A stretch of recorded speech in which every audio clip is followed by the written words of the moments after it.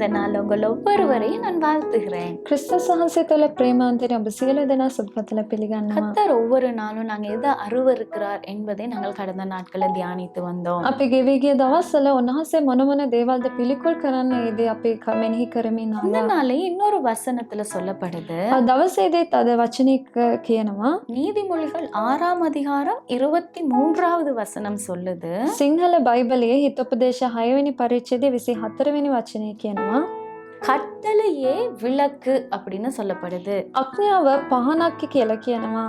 கட்டளைகள் ஆனது, அதாவது கற்பனைகள் ஆனது எங்களுக்கு விளக்காய் இருக்கிறது.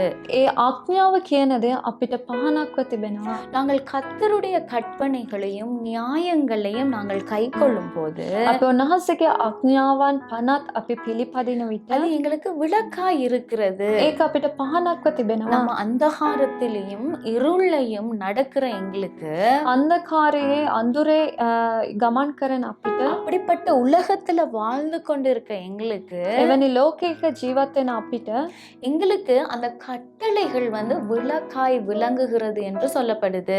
ඒ අඥාවන් ඇවිල්ලා අපිට පහනක්ව තිබෙනවා කියලා කියනවා. இன்னைக்கு எங்களுக்கு அந்த விளக்கை போல எங்களுக்கு விளங்க வேணும்னா ඒක පහනක්ව අපිට තිබෙන්න ඕනේ නම් அந்த கட்டளைகளுக்கு நாங்கள் கீழ்ப்படிய வேண்டும். අපේ අඥාවන් වලට අපි කීකරු වෙන්න ඕනේ. எத்தனை கட்டளைகள் வேதத்துல சொல்லப்பட்டிருக்கிறது. කෙතරම් අඥාවන් වචනේ කියලා තිබෙනවා. மோசேயினால கர்த்தர் எங்களுக்கு கொடுத்தார். මෝසෙස් ලවා උන්වහන්සේ අඥාවන් දුන්නා. இயேசு கிறிஸ்து வாழ்ந்த நாட்கள்ல அந்த கற்பனைகளை ரெண்டா எங்களுக்கு மாற்றி கொடுத்தாங்க. යේසුස් වහන්සේ ජීවත් වෙන කාලය තුල ඒ අඥාව ඇවිල්ලා කොටස් දෙකකට බෙදලා අපිට அதை දුන්නා. நாங்கள் கை கொள்கிறோமா, ඒ දේවල් අපි ඇවිල්ලා පිළිපදිනවද? பின்பற்றுகிறோமா, අපි ඒක පිළිපදිනවද කියලා எப்படி நாங்கள் பார்க்க வேண்டும். අපි බලන්න ඕනේ. இன்னைக்கு நாங்கள் அது எங்களுக்கு விளக்காய் இருக்கிறது. ඒක අද අපිට පහනක්ව තිබෙනවා. திடீர்னு நமக்கு எங்களுக்கு கரண்ட் போயிருச்சு, எலக்ட்ரிசிட்டி கட் ஆயிருச்சு அப்படின்னா හිටිසනින් ඇවිල්ලා කරන්ට් එක ගියා කියලා හිතන්න. அப்ப இருட்டா இருக்கும் இரவு நேரத்துல.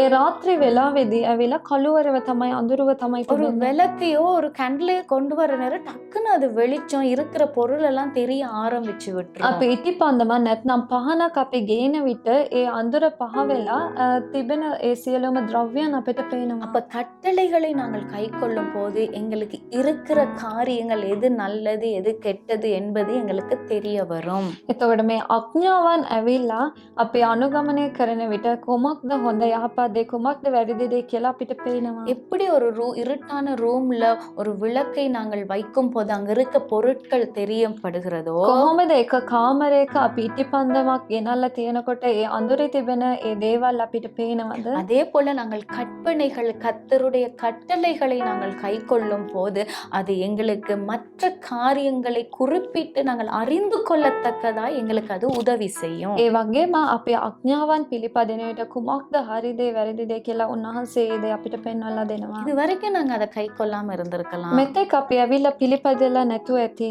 இன்னைக்கு அதை நீங்கள் உங்க அபியாசப்படுத்திக் கொள்ள, உங்க வாழ்க்கையில அதை நீங்கள் பிடித்துக்கொள்ள உங்க வாழ்க்கையை ஒப்பு கொடுங்க. අද ඉඳලා ඒ දේ ඔබ පිළිපදින අනුගමනය කරන්න ඔබගේ ජීවිතය බාර කරන්න. ஒப்பு கொடுப்பீங்களா? ඔබ බාර කරනවද? எங்கள் அன்புள்ள தகப்பனே, අපගේ ප්‍රේමවන්තව ස්වාමීනි, நாங்கள் கற்பனைகளுக்கு கீழ்ப்படிந்து அதன்படி நடக்க எங்களுக்கு உதவி செய்யுங்க. ස්වාමීනි අඥාවන් වලට කීකරු වෙලා පිළිපදින අපට උදව් இதை කරන්න. பார்த்து கொண்டிருக்க உமது பிள்ளைகள் வாழ்க்கையில அந்த ஒரு மாறுதலை கொடுங்க. ස්වාමීනි බලාගෙන ඉන්නව දරුවන්ගේ ජීවිතයන් තුළ වෙනස්කමක් ඔබ நீங்க වහන්සේ දෙන්න. என்னெல்லாம் கட்டளை எங்களுக்கு ඔබ கொடுத்திருக்கீங்களோ වහන්සේ මොන මොන අඥාවන් අපට දීලා அது තිබෙන්නේ? எல்லாவற்றையும் எங்களுக்காக நாங்கள் அதை கை கொண்டு நடக்க எங்களுக்கு உதவி செய்யுங்க. අපි සියලු වාතාවරණයන් වල අඥාවන් පිළිපදින උදව් කරන්න.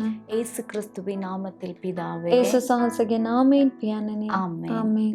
God bless you. God bless you.